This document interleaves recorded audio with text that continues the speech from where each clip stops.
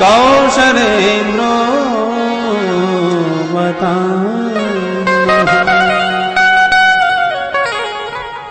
एक श्लोक में संपूर्ण राम कथा भगवान सुखदेव जी ने सुना दी। समय सीमा को ध्यान में रखते हुए आप भी एक श्लोक की ही राम कथा सुन लें।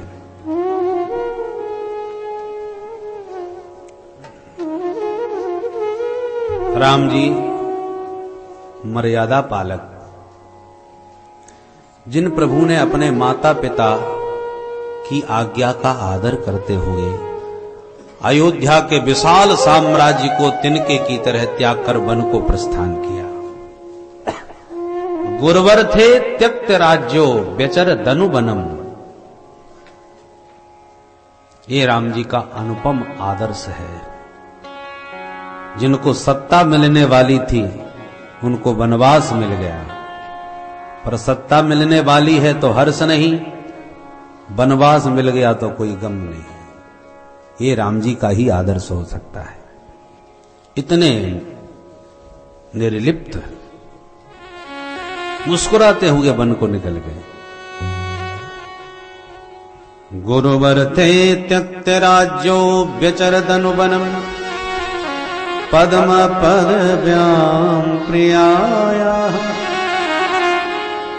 जिन राघव के पादारविंद को किशोरी जी भयभीत होकर के दबाती हैं, छू भी जाएं तो डर जाती हैं।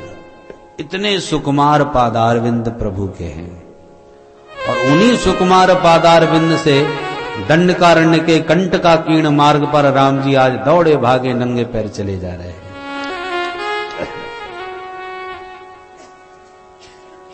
हनुमंत लाल जी, श्री लखन लाल जी वन में जिनके चरणों की सेवा किया करते हैं, चित्रकूट में वास करके जिन्होंने ऋषियों को परमानंद प्रदान किया और फिर पंचवटी पर आकर के विश्राम किया। सूर्पनखा आई, उसे विरूपा बना के भगाई, रावण को एक चुनौती दी। खरदूषण आया, बड़ा कोप में भरा हुआ कि मेरी बहन के साथ ऐसा व्यवहार। कल्पना करें जरा राम जी के सौंदर्य की।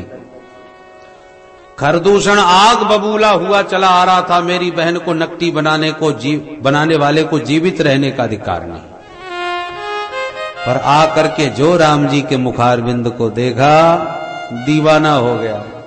साथियों से कहता है रुको रुको, कार्यक्रम बदल गया। क्या हो गया? बोले यदि इसी ने हमारी बहन को विरूपा किया है, काम तो इसने बहुत गंदा किया, गलत किया, पर फिर भी हम कहते हैं ये मारने योग्य नहीं। इतना प्यारा, इतना सुंदर मैंने जीवन में आज तक कोई पुरुष नहीं देखा। यद्यपि भगिनी कीन कुरूपा, यद्यपि भगिनी कीन कुरूपा, बदलायक नहीं पुरुष अनुपा, बदलायक नहीं पुरुष अनुपा। यद्यपि भगिनी कीन कुरूपा, यद्यपि भगिनी कीन कुरूपा, बदलायक नहीं पुरुष अनुपा, बदलायक नहीं पुरुष अनुपा। यद्यपि भगिनी। कौन कह रहा है? राक्षस बोल रहा है। और कौन सा राक्षस? जिसकी बहन को भगवान ने कुछ ही पल पूर्व अभी अभी नकटी बना के भेजा है। जरा सोचिए, विचारिए उस घटना पर। यदि कोई 1.5 हड्डी का कमजोर भैया भी होता तो वो भी लाल पीला होकर मरने मिटने को तैयार हो जाता। तो फिर जिसका रावण के समान बल पराक्रम हो, उस राक्षस राज खरदूषण को कितना क्रोध आया होगा इस घटना पर। भाई पुरानी घटना हो तो गुस्सा ठंडी हो जाती है, चलो पुरानी बातें, अब जो होना था हो गया, जाने दो। पर ताजी ताजी घटना में तो बड़ा जोश भरा रहता है। उस समय व्यक्ति का विवेक भी शांत हो जाता है, भूल जाता है। क्रोध में अंधा हो जाता है। और क्रोध में अंधे बने खरदूषण को कितना आवेश था, पर राम जी को देखते ही सारा क्रोध ठंडा हो गया, पानी पड़ गया।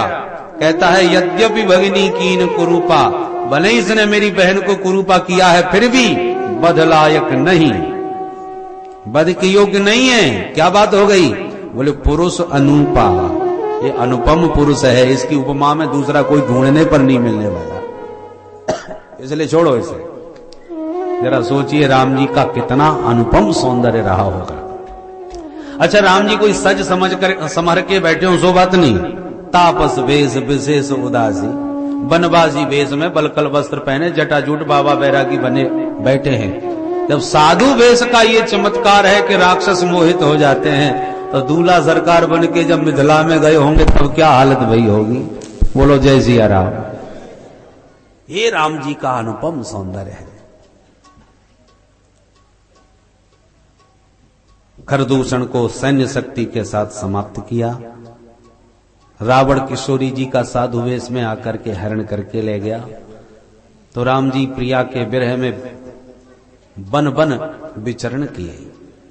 हनुमंत लाल जी के माध्यम से सुग्रीव से मैत्री स्थापित हुई किष्किंधा में। अपने सखा सुग्रीव के संकट को दूर करने के लिए बाली का वध कर दिया, किष्किंधा नरेश सुग्रीव को बना दिया। हनुमंत लाल जी को भेज करके लंका से जानकी जी का पता मिला। आक्रमण बोलने की तैयारी हो गई। समुद्र के तट पर राम जी पहुंच गए। विभीषण जी महाराज शरण में आ गए, तो आते ही लंकेश्वर घोषित कर दिया राम जी महाराज ने। खल दव दहन प्रस्ताभिर बद्ध सेतु, जिन्होंने विशाल समुद्र पर सेतु बंधन स्थापित किया, सेतु निर्माण करके लंका में प्रविष्ट होकर के समस्त निशाचरों का उसी प्रकार संहार कर दिया। परीक्षित किस प्रकार? जैसे दावाग्नि लग जाने पर जंगल का सारे बड़े बड़े विशाल वृक्ष भस्म हो जाते हैं, ऐसे राम जी की क्रोधाग्नि में सारा निशाचर यूथ भस्म हो गया, समाप्त हो गया। और पुनः पुष्पकारूढ़ होकर के जानकी जी के साथ राम जी वानर भालुओं को लेकर के अवध में पधारे और अयोध्या नरेश बने। ऐसे राम जी महाराज के पाद पद्मों में हम सब मिलकर बारंबार प्रणाम करते हैं। ये एक श्लोक की संपूर्ण राम कथा सुखदेव जी ने सूत्रात्मक विधि से भागवत में गाई। राम जी महाराज का राम राज्य बैठे त्रैलोका, हर्षित भयो गयो सब शोका। राम राज्य स्थापित हो जाए तो जीवन के सारे शोक समाप्त हो जाए। तो बाहर इस देश में राम राज्य आएगा कि कब आएगा कि कैसे आएगा वो तो भगवान जाने, पर हम चाहें तो अपने भीतर अपने हृदय में राम राज्य स्थापित कर सकते हैं। कैसे राम राज्य की स्थापना हो, 5 मिनट में बड़े ध्यान से सुने। राम जी को अपने हृदय के पावन भवन में बुलाना चाहो तो अवश्य चले आएंगे, परंतु उनको बुलाने से पहले उनके अनुचरों को बुलाना होगा। राष्ट्रपति तो बहुत बाद में आएंगे, पहले उनके कर्मचारी आएंगे, तुम्हारे मकान का निरीक्षण परीक्षण करेंगे और एकदम हरी झंडी दिखा करके ओके कर देंगे, तब राष्ट्रपति जी आएंगे, सीधे थोड़ी आ जाएंगे। तो राम जी को यदि पाना चाहो, हृदय में बुलाना चाहो, तो सबसे पहले उनके सबसे छोटे भैया का आश्रय लो। सबसे छोटे अनुज कौन है?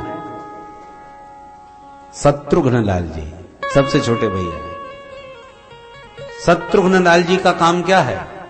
शत्रुओं का जो विनाश करे वो शत्रुघ्न। आप अपने भवन में राम जी को बुलाना तो चाहते हो, पर भवन में तो बड़े बड़े दुश्मन बैठे हैं, आपके कब्जा किए। काम क्रोध लोभ मोह मद मात्सर्य ईर्षा द्वेष छल कपट, इतनी अपार सेना भरी है कि तुमको मकान कहने के लिए तुम्हारा है, पर कब्जा तो दूसरों का है। तो राम जी कैसे आ जाएंगे? इसलिए पहले उनके भैया अनुज शत्रुघ्न लाल जी को बुलाओ, जो तुम्हारे सारे शत्रुओं को मार के भवन से बाहर कर दे।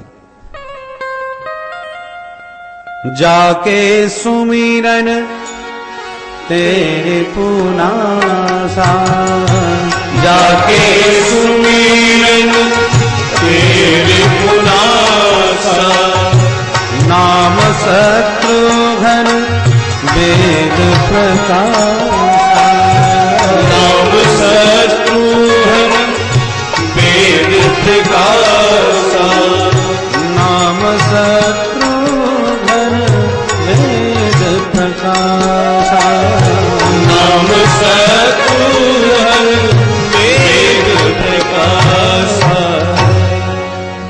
तो शत्रुघ्न का मतलब जाके सुमिरन ते रिपुनासा, जिसका सुमिरन करते ही सारे शत्रुओं का नाश हो जाए।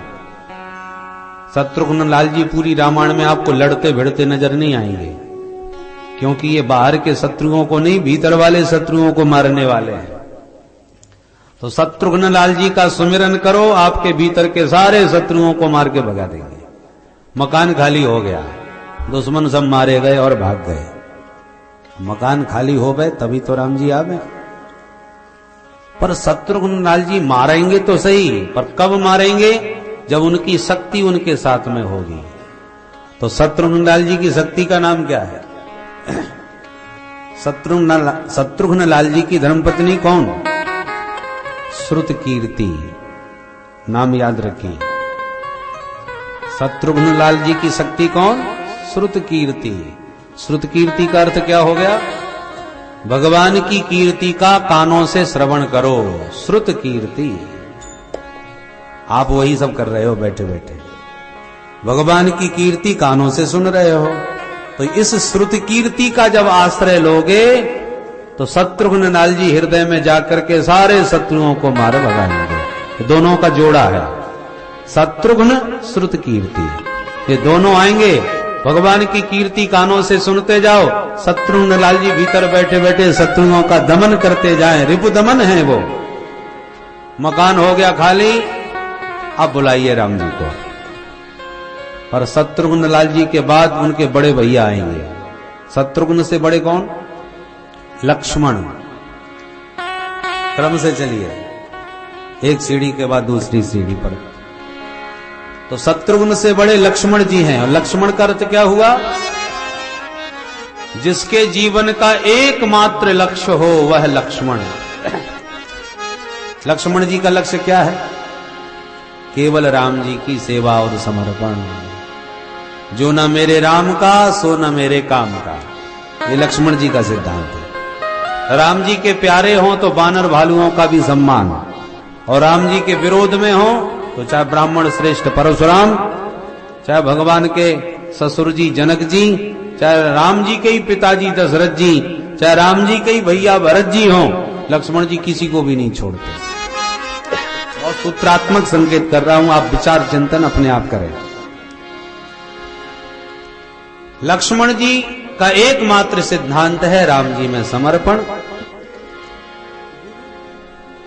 माता पिता गुरु किसी से न कोई मतलब नहीं, इनका मतलब केवल राम जी से है।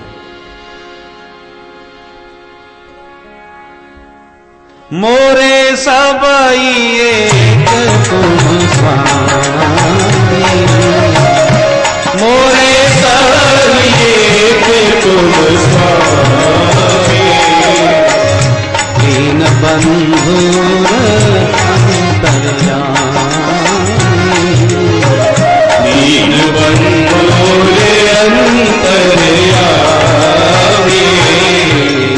गुरु पितु मातु न जानौ काऊ, गुरु पितु मातु न जानौ काऊ। गुरु पितु मातु न जानौ काऊ, गुरु पितु मातु न जानौ काऊ। भाव नाथ कटिया, सुभाव नाथ कटिया।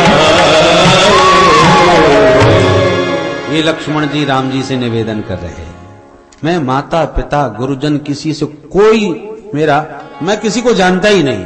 मोरे सबई एक तुम हो, त्वमेव सर्वम मम देव देव। ये लक्ष्मण जी का आदर्श है। माता रामो मत्पिता रामचंद्र, स्वामी रामो मत्सखा रामचंद्र, सर्वस्वं मे रामचंद्रो दयालु, नान्यं जाने नैव जाने न जाने, न अन्यम जाने, मैं अन्य किसी को जानता ही नहीं। तो हमारा और आपका भी एक ही लक्ष्य बन जाए, त्वमेव सर्वम, प्रभु मेरे एकमात्र जीवन धन सर्वस्व आप ही हो। ये लक्ष्य जब आपका दृढ़ हो जाएगा तो लक्ष्मण भैया भी आपके भवन में आ जाएंगे। तो कैसे पता चलेगा कि हमारा लक्ष्य एक हो गया? बोले लक्ष्मण जी जब भी आएंगे तो उनकी शक्ति साथ में आएंगी। उनकी शक्ति का नाम क्या है? उर्मिला। उर्मिला का मतलब उर में भगवान से मिलने की तीव्र उत्कंठा उदय हो जाए तो समझ लो उर्मिला जी आ गई। प्रभु कब मिलेंगे, कहां मिलेंगे, कैसे मिलेंगे, क्या करूं, प्रतिपल भगवत मिलन की उत्कंठा तीव्र बढ़ती जाए तो समझ लो लक्ष्मण और उर्मिला का जोड़ा भवन में आ गया। अब तीसरे सोपान पर जाइए। तीसरे भैया कौन है? भरत। और भरत का अर्थ क्या हो गया? जो भवन को लबालब भर दे उसका नाम भरत। भरने वाले हैं। काय से भर देते हैं? नोटों से नहीं, वोटों से नहीं। जिसके पास जो होगा वही तो देगा। भरत जी के पास क्या है? राम जी का पावन प्रेम। राम जी के साक्षात प्रेम विग्रह श्री भरत जी है। तो भरत जी का चरित्र स्मरण करो, आपका हृदय भी राम जी के प्रेम से लबालब भर जाएगा। अभी तक तो विषय रस से भरा है। भरत जी को याद करोगे तो राम रस से भर जाओगे। देखो भाई, खारा पानी भरा हो बर्तन में, अब उसमें गंगा जल भरना चाहो तो कैसे भरोगे? पहले उस खारे पानी का लोटा लुढ़काना पड़ेगा, खारा पानी बहाना पड़ेगा, तभी तो मीठा गंगा जल भरेगा। तो हमारे भवन के भीतर जो विषय रस भरा है, अब उसमें हम राम रस भरना चाहते हैं तो भरत जी को याद करो, ये दोनों काम हो जाएंगे। भरत जी आते हैं तो पहले विषय रस को बाहर निकालते हैं और फिर अपने राम रस को भर डालते हैं। गोस्वामी जी महाराज रामायण में कहते हैं, भरत चरित करने तुलसी जे सादर सुनहि, तो सिय राम पद प्रेम अवश्य होय भवरस विरति। गोस्वामी जी दावे के साथ कह रहे हैं, सिय राम पद प्रेम अवश्य होय। भरत जी का चरित्र नियम से सुनो, सीताराम जी में प्रेम निश्चित रूप से हो जाएगा, राम रस से हृदय भर जाएगा और इसके साथ साथ भवरस विरति, भवरस जो भरा है उससे विरक्ति हो जाएगी। तो भवरस से विरक्ति और राम रस से तृप्ति, परिपूर्णता, ये दोनों काम भरत जी का चरित्र कर देता है। अब हमारा हृदय राम रस से भर गया, ये पता कैसे चले? हम असली राम रस से भरे हैं कि काम रस से? इसकी पहचान क्या? बोले भैया, असली घी से नकली घी ज्यादा आकर्षक होता है। डुप्लीकेट माल कोई भी हो मार्केट में, उसकी पैकिंग बड़ी आकर्षक होती है। ऐसे सिद्ध संतों से जो नकली पाखंडी संत घूमते हैं वो ज्यादा आकर्षक लगते हैं। तो आकर्षण में नहीं फंसना चाहिए। वास्तव में ये असली है कि नकली, इसकी पहचान क्या? राम रस से हम भरे हैं, इसकी पहचान एक ही है कि भरत जी आएंगे तो साथ में अपनी शक्ति को लाएंगे और उनकी शक्ति का नाम मांडवी। मांडवी का मतलब ब्रह्मांड के जितने भी चराचर जीव हैं जगत के, उन सब में इतना प्यार और दुलार हृदय में बरसने लगे, सब प्यारे लगने लगे जैसे मां को अपने बेटे में प्यार होता है। मांडवी, ब्रह्मांड के जीवों में मां जैसा दुलार बरसे तो समझ लो मांडवी के साथ भरत हमारे हृदय में भर गए। राम रस से हमारा हृदय भर दिया। पहचान एक ही है, सिया राम मैं सब जग जानी, करहु प्रणाम जोरी जुग पानी। सिया राम मैं सब जग जानी, करहु प्रणाम जोरी जुग पानी। सारे जगत के जीवों में उसी तत्व का दर्शन हो गया तो समझ लो हृदय राम रस से भर गया। अब इन 3 सोपानों के बाद तब राष्ट्रपति श्री रामभद्र आपके भवन में प्रकट होंगे। और राम शब्द का अर्थ क्या है? रमुक क्रीडायाम धातु से राम शब्द बनता है, मतलब जो हृदय में रमण करे उसका नाम राम। हमारे हृदय के आंगन में द्रवंशु दशरथ अजिर बिहारी, वो विहार करने लगेंगे, रमण करने लगेंगे। और राम जी कौन हैं? जो आनंद सिंधु सुख राशि, जो आनंद सिंधु सुख राशि, करते त्रैलोक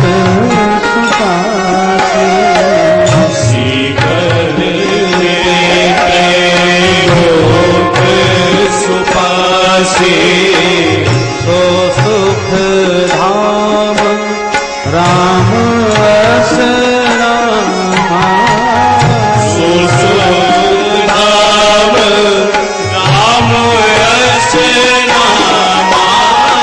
अखिल लोक दायक विश्रामा, अखिल लोक दायक विश्रामा, अखिल लोक दायक विश्रामा, अखिल लोक दायक विश्रामा।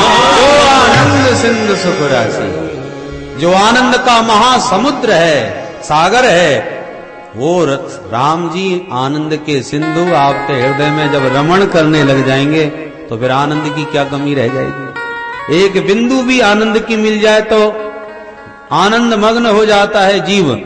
जहां सागर ही उमड़ के आ गया आनंद का, फिर आनंद का क्या अभाव रह जाएगा। अर्थात राम जी हृदय में आनंद के महासमुद्र बन के विराजा जाएंगे। मंगल भवन हो जाएगा आपका, अमंगल का हरण हो जाएगा आपके भवन के भीतर से, और मंगल भवन बन गया आपका भवन। अब एक कमी रही, क्या? दैहिक दैविक भौतिक ताप जो हैं वो प्रारब्ध के अनुसार जीव को बहुत सताते रहते हैं। ये बाहर से प्रतिकूलताओं के प्रारब्ध के भोग भोगने पड़ते हैं। तो प्रारब्ध की प्रतिकूलता का जो संताप है वो कैसे मिटे? भीतर तो आनंद भर गया, राम जी आनंद सिंधु बन के विराजमान हो गए, तो भैया बाहर के जो संताप हैं उनको दूर करने के लिए राम जी की शक्ति नाम देवी सीता। तो सीता मैया क्या करेंगी?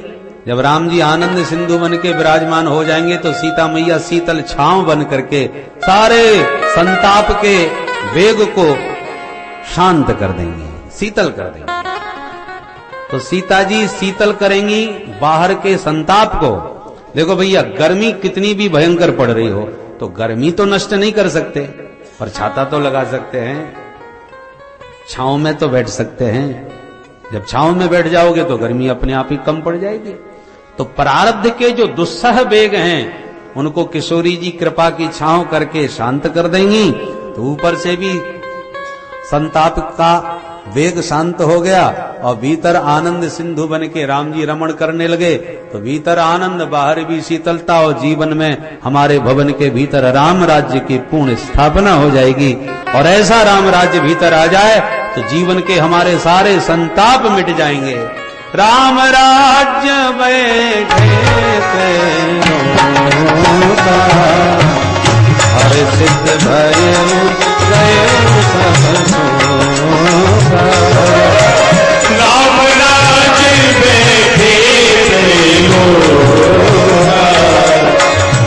हर्षित भयउ गए सब शोका। बोल अयोध्या धाम की जय, राघवेंद्र सरकार की जय। इस प्रकार से हम विधिवत विचार करें तो चारों भैयाओं के सहित अपने भवन में यदि उनकी स्थापना कर लें तो राम राज्य की स्थापना हमारे आंगन में हो जाएगी और हमारा इस जीवन को धारण करना सार्थक हो जाएगा। मंगल भवन अमंगल हारी। अथातः श्रूयताम राजन् वंशः सोमस्य पावनः यस्मिन् ऐरादयो भूताः कीर्तन्ते पुण्यकीर्तयः।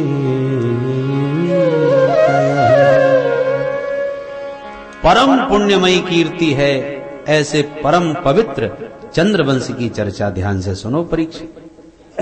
भगवान नारायण के दिव्य नाभि कमल से ब्रह्मा, ब्रह्मा के बेटा अत्रि, अत्रि के बेटा चंद्रमा, इनसे चला चंद्रवंश। चंद्रमा के पुत्र बुध, बुध के बेटा पुरुरवा, इनका दूसरा नाम है ऐल। राजा ऐल का विवाह उर्वशी अप्सरा से हुआ, बेटा हुए छह पुत्र, आयु, श्रुतायु, सत्यायु, रय, जय और विजय। इनसे ही चंद्रवंश का विस्तार हो गया। इसी चंद्रवंश में परम प्रतापी राजा नहुस हुए। नहुस के भी बेटा 6, यति, ययाति, संयाति, आयति, वेयति और कृति। तो नहुस के पुत्र जो ययाति हैं, ये ययाति बहुत बड़े प्रतापी थे।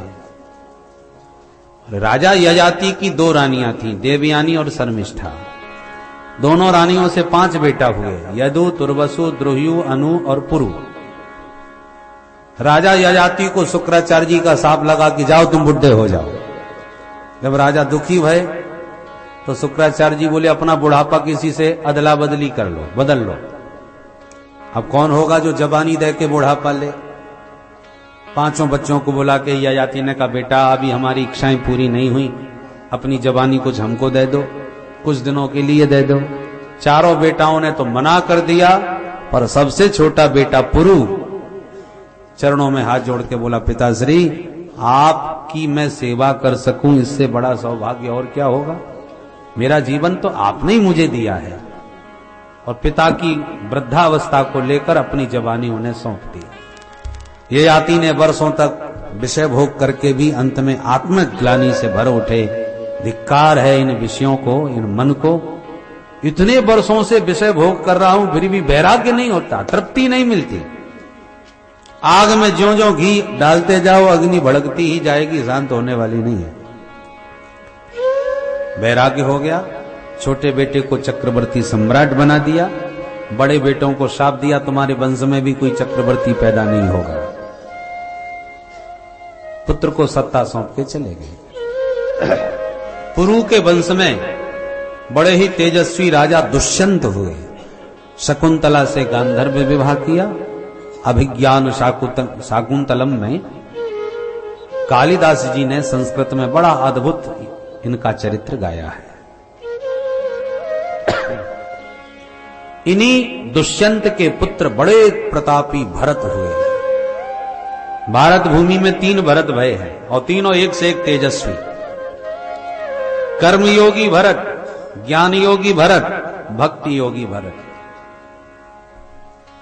दशरथ नंदन भरत राम जी के अनुज, मूर्तिमंत राम जी के प्रेम स्वरूप, भक्ति भाव से भरे हुए। ये भरत हैं भक्ति योगी। दूसरे हैं ज्ञान योगी, जड़ भरत, जिनका चरित्र आप सुन चुके हैं।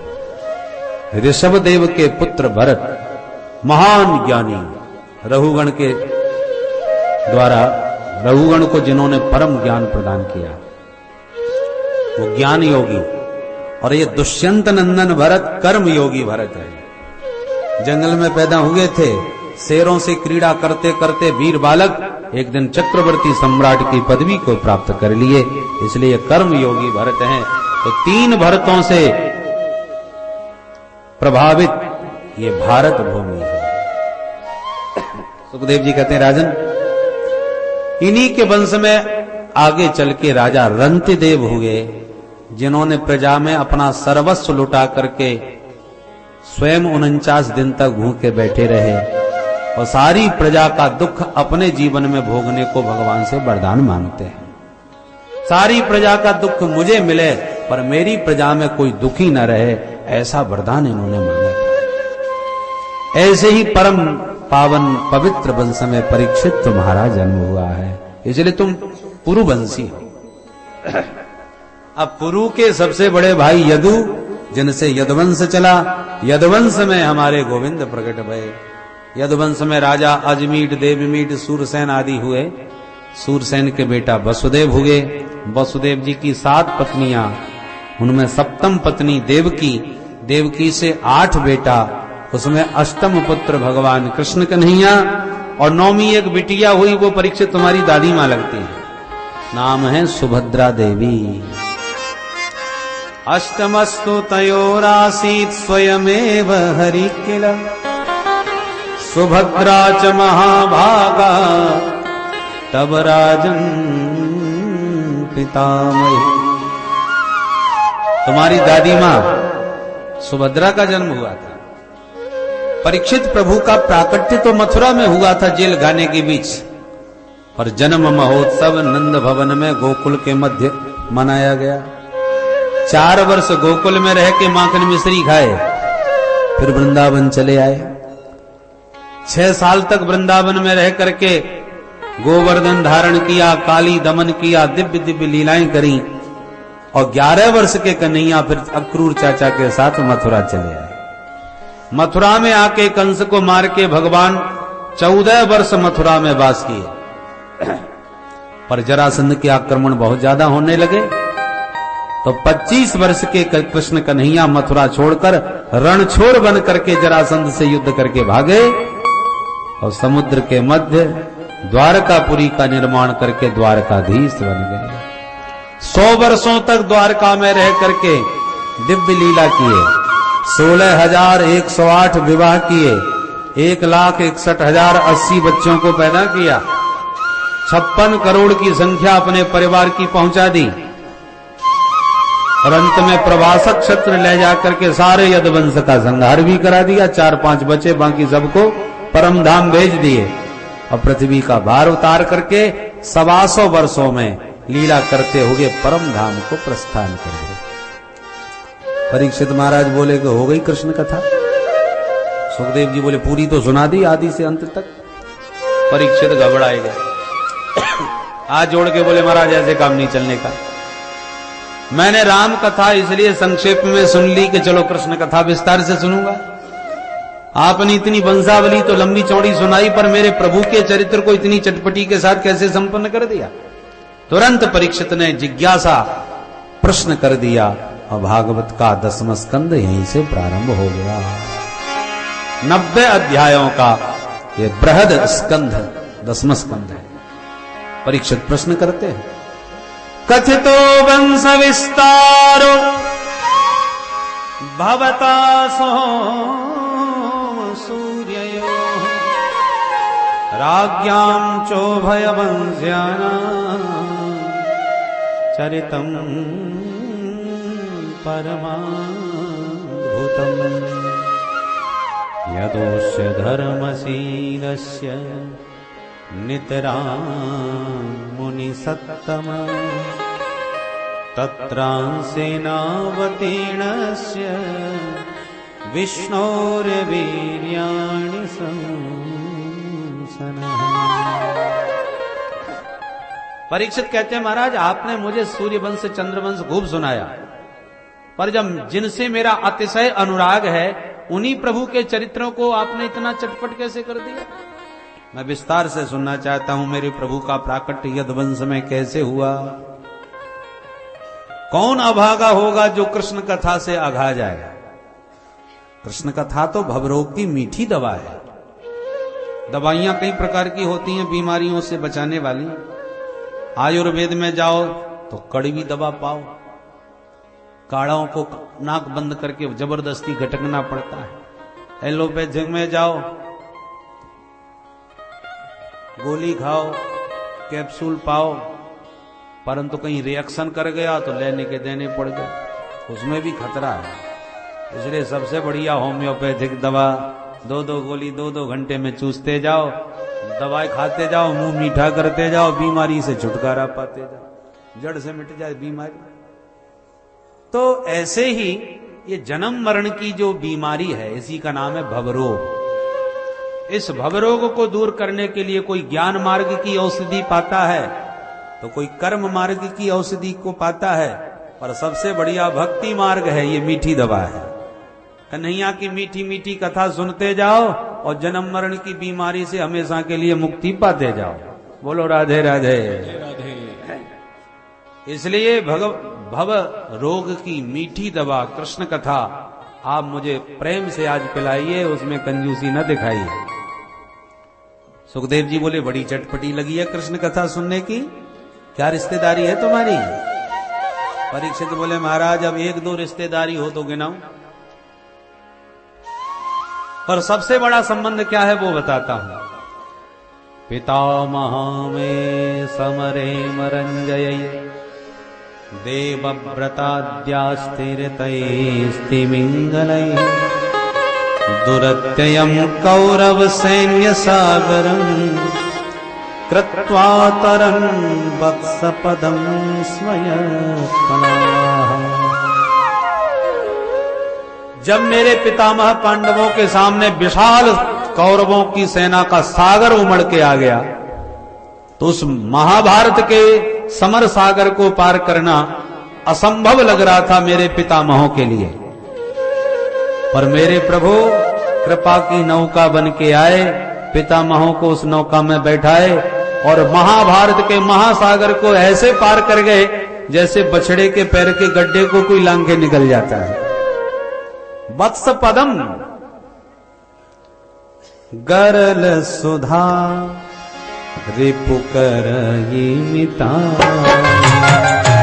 गरल सुधा रिपुकर मिता, गोपद सिंधु अनल शीतलाई, गोपद सिंधु अनल शीतलाई, गरल सुधा रिपुकर मिता,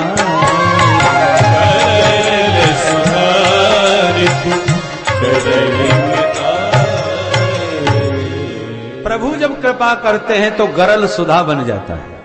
गरल माने जहर, जहर अमृत बन जाए, शत्रु मित्र बन जाए, महासागर जो संसार का है गोपद के समान हो जाए, अग्नि परम शीतल हो जाए। प्रभु की कृपा से कुछ भी संभव हो सकता है। तो मेरे पितामहों पर कृपा करी और उन्होंने सागर पार करा दिया। सुखदेव जी बोले तो तुम्हारे दादाजी पर कृपा करी, तुम पर क्या कृपा भाई? ये तो दादाजी की बात है। परीक्षित बोले तो सुनो महाराज, मैं मां के पेट में पैदा होने से पहले ही मर चुका होता, पर मेरी मां उत्तरा उनकी शरण में गई तो मेरी मां के गर्भ में आकर के मुझ परीक्षित को उन्होंने ही बचाया था। आज उन्हीं की कृपा से आपके सामने बैठा हूं, नहीं तो ये परीक्षित तो कब का काल का काल में गया होता। इसलिए मेरे तो वो जीवन दाता हैं, इससे बड़ा नाता और क्या बताऊं आपको। और एक बात और, एक मां के गर्भ में रहने वाले आप उसमें सहोदर कहलाते हैं। तो मैं मां के गर्भ में बैठा था, उसी समय माधव भी आ गए, तो एक गर्भ के वासी हो गए ना, तो सहोदर हुए कि नहीं? तो मेरे सहोदर भाई भी हैं, मेरे जीवन दाता भी हैं, मेरे पितामहों के प्राणदाता रक्षक हैं। अब कितने सारे नाते हैं कोई गिना नहीं सकता महाराज, इसलिए उनकी कथा विस्तार से सुनूंगा। मेरे मन में एक जिज्ञासा, मां शब्द में कितनी ममता होती है, और जिसके नाम में ही 2-2 मां हो, मामा, फिर भगवान ने अपने मामा जी को क्यों मार डाला? ऐसी क्या बात हो गई? दूसरा प्रश्न यह है, देवकी मां के 7म पुत्र हैं बलराम जी, तो फिर ये रोहिणी के बेटा कैसे बन गए? एक दाऊ जी 2-2 मैया कैसे हो गई इनकी? बहुत सारी जिज्ञासा मेरे मन में है, अतः कृष्ण कथा का विस्तार से मुझे श्रवण कराओ। सुखदेव जी बोले 4 दिन हो गए परीक्षित, कुछ खाया पिया नहीं है, थोड़ा जलपान कर लो, बाल भोग पढ़ लो, इसके बाद में तुम्हें कथा सुनाते हैं। परीक्षित बोले सच कहता हूं, भूख प्यास में कितनी पीड़ा होती है मैं जानता हूं। उस दिन भूखा था सो समीक मुनि के गले में मरा सर्प डाला आया, बहुत पीड़ा होती है भूख में। आज 4 दिन बीत गए, मुझे बिल्कुल भी होश नहीं है। क्यों बेहोश हो? बोले नहीं बेहोश नहीं हूं। पिबंतम त्वन मुखाम्भोज च्युतम हरि कथा, आपके पावन मुखारविंद से जो गोविंद के चरित्रों की दिव्य अमृत धारा बह रही है, इस अमृत सुधा का पान करने से न भूख लगती है न प्यास लगती है, बस यही कथा अमृत पिलाते जाओ और भूख प्यास की कोई चिंता न करो। सुखदेव जी तो गदगद हो गए, भैया कथा सुन के पेट भर जाता है इसका। श्रोता यदि श्रोता तो वक्ता फिर वक्ता, और श्रोता यदि सोता तो वक्ता फिर वक्ता। बोलो राधे राधे। श्रोता जब लालायित होकर के उत्कंठित जिज्ञासु बन करके कथा सुनता है तो वक्ता चाहता है कि क्या सुना दूं, कितना परोस दूं। और श्रोताओं की जब गप्पें लगती हैं या खर्राटे बजते हैं तो वक्ता भी बक बक करके समय पास करके घड़ी देख करके समय पर संपन्न। तो वक्ता कथा नहीं कहता, श्रोता कथा कहलवाता है। तो परीक्षित की इस उत्कट उत्कंठा ने सुखदेव जी के हृदय में दिव्य भावों का संचार कर दिया और सुखदेव जी दिव्य कृष्ण कथा अमृत परोसने लगे। सुनो परीक्षित ध्यान से। जब इस पृथ्वी पर कंस जरासंध जैसे दुष्ट दुराचारी राजाओं का आधिपत्य बाहुल्य हो गया तो पृथ्वी इनके भार से पीड़ित होकर भगवान की शरण में देवताओं के साथ पहुंची। देवताओं ने प्रभु से प्रार्थना करी तो ब्रह्मा जी को भगवान ने आदेश दिया और ब्रह्मा जी ने वह आदेश सारे देवताओं को सुना दिया। सुनो सुनो, भगवान की आज्ञा हुई है कि उनका प्राकट्य बहुत शीघ्र वसुदेव के घर में होने वाला है। वसुदेव गृहे साक्षात भगवान पुरुषः परः जनिष्यते तत्प्रियार्थम संभवन्तु सुरस्त्रियः। अकेले मत जाना मथुरा में, मथुरा मंडल में भगवान आने वाले हैं। वो अकेले नहीं आएंगे, अपनी आह्लादनी शक्ति को भी साथ में लेके आ रहे हैं। कौन? बोले जनिष्यते तत्प्रियार्थम, तत्प्रिया श्री राधा, भगवान की आह्लादनी शक्ति प्राण प्रिया वृषभानुनंदिनी बन के बरसाने में प्रकट होने वाली हैं। इसलिए संभवन्तु सुरस्त्रियः, तुम लोग भी अपनी अपनी देवियों को साथ में लेके जाओ, अकेले मत चले जाना। तुम प्रभु की सेवा में जाओ, देवियों को किशोरी जी की सेवा में भेज दो। संभवन्तु सुरस्त्रियः, ब्रह्मा जी का आदेश सुनते ही देवता प्रसन्न हो गए। देवी देवता दोनों ही मिलजुल करके मथुरा मंडल में प्रकट होने लगे। मथुरा भगवान यत्र नित्यम सन्निहितो है। मथुरा भगवान की मोक्षदायिनी पावनपुरी है, 7 नगरी जहां मरने मात्र से मोक्ष मिलता है। कौन कौन? अयोध्या, मथुरा, माया, काशी, कांची, अवंतिका, पुरी, द्वारावती चैव सप्तैता मोक्षदायका। मायापुरी माने हरिद्वार, हरिद्वार का नाम मायापुरी। तो ये 7 नगरी मोक्ष देने वाली है। मथुरा के राजा महाराज उग्रसेन बड़े धर्मात्मा, पर बेटा हो गया कंस, इतना दुष्ट कि अपने बाप को ही उठा के जेल में पटक के जबरदस्ती मथुरा की गद्दी छीन बैठा। जिसने विरोध किया उसी को मार डाला। मथुरा के पद को जबरदस्ती छीन लिया। पर इसने देखा कि प्रजा में मेरे प्रति थोड़ा आक्रोश भरा हुआ है। बोलो राधे राधे। इसलिए कुछ ऐसा नाटक किया जाए कि प्रजा मेरे को अच्छा माने।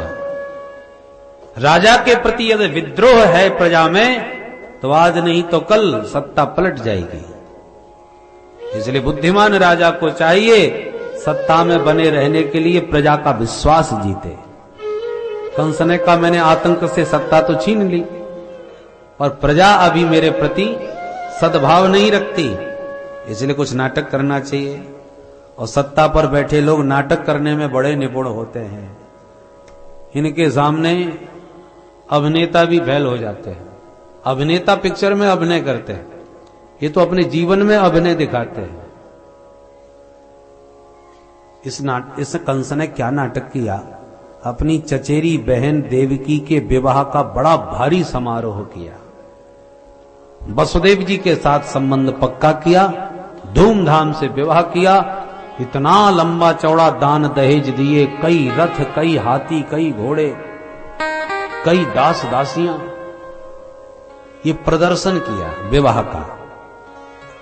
तो जनता में इसका बड़ा अच्छा प्रभाव पड़ा। कानाफूसी जनता में होने लगी, देखो देखो सगी बहन नहीं है देवकी, चचेरी है, और फिर भी कितने उदार होकर के विवाह कर रहे हैं, बाप की तरह। कितनी उदारता से बहन को धूमधाम के साथ ससुराल विदा कर रहे हैं। भाई कुछ भी हो, देखने में तो ऐसा लगता है कि महाराज ऊपर से ही इतने उग्र दिखाई पड़ते हैं, भीतर के तो बड़े कोमल हैं, तभी तो इतना प्रेम बहन पर बरसा रहे हैं। इसने देखा कि सकारात्मक प्रतिक्रियाएं हो रही हैं, तो और ज्यादा नाटक दिखाने लगा। आंखों में आंसू भर के रोने लगा बहन की विदाई में। मैं अपनी बहन को अपने हाथों से स्वयं रथ हाँक करके विदा करूंगा। सारथी को उतार दिया, घोड़े स्वयं हाँकने लगा। बोली वाली जनता और ज्यादा गदगद हो गई। अरे अरे देखो महाराज कितने गदगद हो रहे हैं, कितने भावुक हो रहे हैं। नारिकेल एक समाकारम है, नारियल की तरह है, ऊपर से कठोर, भीतर तो पानी पानी।